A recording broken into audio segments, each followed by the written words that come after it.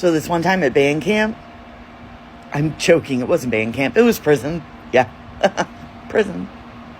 This story is about some of the training that we go through and how hard and detailed it is. It's kind of a rough story to tell, so I'm going to have to take a lot of breaks. I was asked to be a member of our crisis negotiation team, which is basically hostage negotiators and crisis negotiators within the prison, because we're law enforcement and we do the same thing any law enforcement department does. And there's times that you need someone with crisis skills in order to help out certain situations. When they offered me the position, I was like, heck yeah.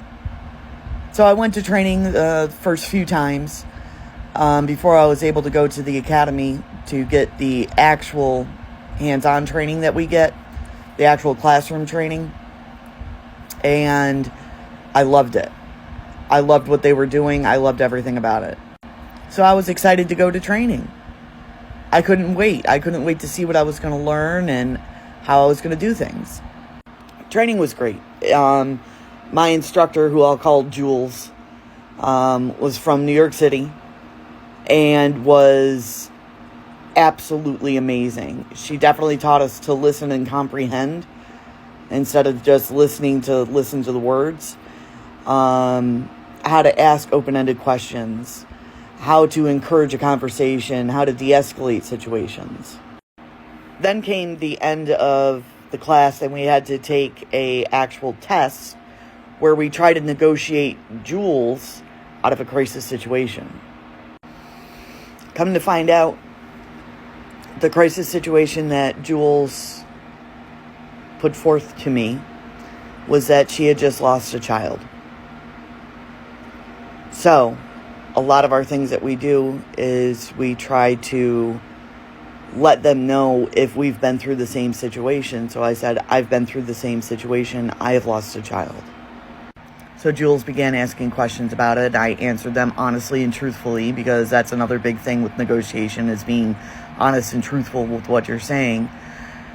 And all of a sudden she got very angry and started accusing me of unaliving my own child. We were sitting back to back, and I could feel her moving around in the chair while she was screaming at me that I was a schmurderer and that I had unalived my own child. I was fighting back tears the entire time because I had never had anybody accuse me of anything like that before. And it wasn't the case. It wasn't what happened, but there was no negotiating with her at that point. She was so angry and upset. So all I could do was try to de-escalate the situation and bring her back down to a regular tone to where we could speak again. After an hour, I was finally able to talk her out. We had a scenario where she was locked in a house. And I was able to finally, after an hour, talk her out and get her the help that she needed. Like I said, this was all a scenario. And I remember just when the thing was done and everything was done, Jules and the other trainer just stopped and looked at me. And I looked back at them, and I walked over and I grabbed my books, and I got in my car and I left. It was at that point I was unsure if I could do it or not, especially if things like that were going to get brought up. I stopped and bought a 12-pack of beer, went back to my hotel room and sat there, and it was about 30 minutes later, there was a knock on my hotel room door.